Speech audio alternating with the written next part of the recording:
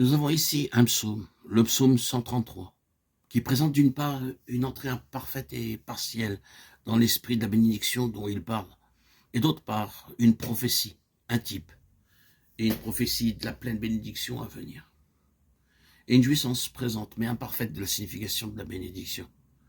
Comme type de prophétie de la pleine bénédiction à venir, il montre la base de la bénédiction et les merveilleux éléments bienfaisants de la bénédiction. Lisez le psaume 133 à rebours, et vous verrez immédiatement quelle est cette base. C'est là que l'Éternel envoie la bénédiction, la vie pour l'éternité. Où est donnée la bénédiction? Voici qu'il est bon et qu'il est agréable que des frères habitent unis ensemble. C'est là que l'Éternel envoie la bénédiction, la vie pour l'éternité. Entre le premier et le dernier verset sont considérés l'influence et l'effet bienfaisant de la bénédiction, laquelle est basée sur deux choses. L'une d'entre elles est portée à notre attention dans le psaume précédent. Vous reconnaîtrez que ces psaumes sont les cantiques des degrés. Cela parle encore de la jouissance partielle de la signification de la bénédiction. Le peuple monte à Sion. Ils sont en convoi, en cortège, montant depuis les parties éloignées du pays, les yeux et leur cœur entièrement dirigés vers Sion, dans l'attente et l'espoir. Sion, la cité de leur solennité. Sion, la joie de toute la terre. Sion, le centre unificateur de toute leur vie. Sion, dans les chemins duquel ils se trouvaient étaient, aussi comme un chemin dans leur cœur. Ils trouvent dans leur cœur des chemins tout tracés, et ils se présentent devant Dieu à Sion. Psaume 84, 6 et 8. Maintenant, vous voyez que Sion est là, comme un grand facteur unificateur. Des gens viennent de tout horizon en cortège. Certains ont rejoint en des endroits variés le convoi, tandis qu'il se déplaçait depuis son point de départ très éloigné.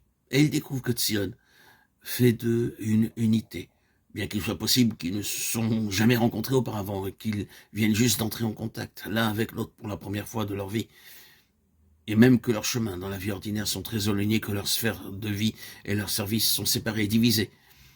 Immédiatement, les pensées de Sion sont dans leur cœur. Ils pensent à Sion et se dirigent immédiatement vers elle. Tout aspect d'éloignement, de séparation, de division s'évanouit. Et ils sont comme un seul homme. Sion les a unifiés. Maintenant, remarquons ce qui est placé devant nous, dans le psaume 132. Si j'entre dans la demeure de ma maison, si je monte sur le lit où je couche, si je permets à mes yeux de dormir, à mes paupières de sommeiller, jusqu'à ce que j'ai trouvé un lieu pour l'Éternel, des demeures pour le puissant de Jacob.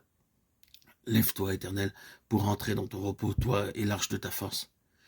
Si ici mon repos à perpétuité, ici j'habiterai, car je l'ai désiré, je bénirai abondamment ses vivres, je rassasirai de pain ses pauvres. Psaume 132, 3, 5, 8, 14, 15. Le premier facteur se trouvant à la base de la bénédiction est la satisfaction de Dieu. Dieu, trouvant sa satisfaction, lève-toi, Éternel, pour entrer dans ton repos. Ici, nous avons le Seigneur venant se reposer dans sa maison. Ceci ne doit pas être interprété mentalement de façon littérale. C'est le fait que le Seigneur a une base de parfaite satisfaction, qu'il possède des choses selon sa pensée, selon son cœur, et qu'il trouve exactement ce qu'il cherche constamment. C'est ici mon repos à perpétuité. Ce qui répond au désir de son cœur lui est assuré, et il est donc possible de lui dire « Lève-toi, Éternel, pour entrer dans ton repos ». Le souci de David était que le Seigneur soit en tout premier lieu satisfait. Dans le passage que nous avons cité, vous remarquerez que David met de côté tout ce qui lui est propre.